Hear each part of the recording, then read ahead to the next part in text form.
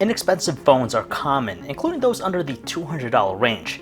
We've all dealt with super affordable phones in the past, but there's something a little bit different with the Alcatel One X, which was announced during CES 2019. With its stick price of $120, most people would outright think of it as yet another cheapo smartphone, but we were surprised to find one particular characteristic that makes it slightly different from the usual pack.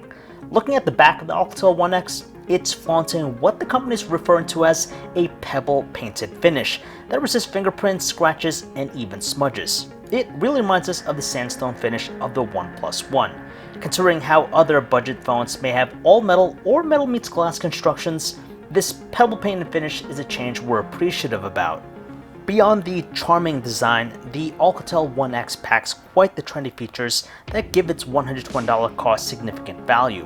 For starters, it features a pleasant-looking 5.5-inch 720 by 1440 display with an aspect ratio of 18:9.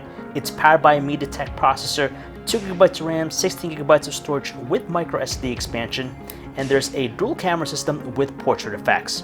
Speaking of that, there's a handy feature we checked out with the camera app that conveniently allows you to have easy access to some of the controls and settings by either positioning them to the left or right sides. Needless to say, the Alcatel One X isn't for everyone, but if you're looking for a different kind of cheap smartphone, this is one to think about because of that new finish.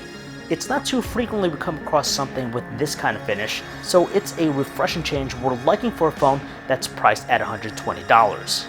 And that is it for our hands-on look here at the Alcatel One X. If you guys want to learn more about it, you can check out our website, phonearena.com. This is John V, signing off.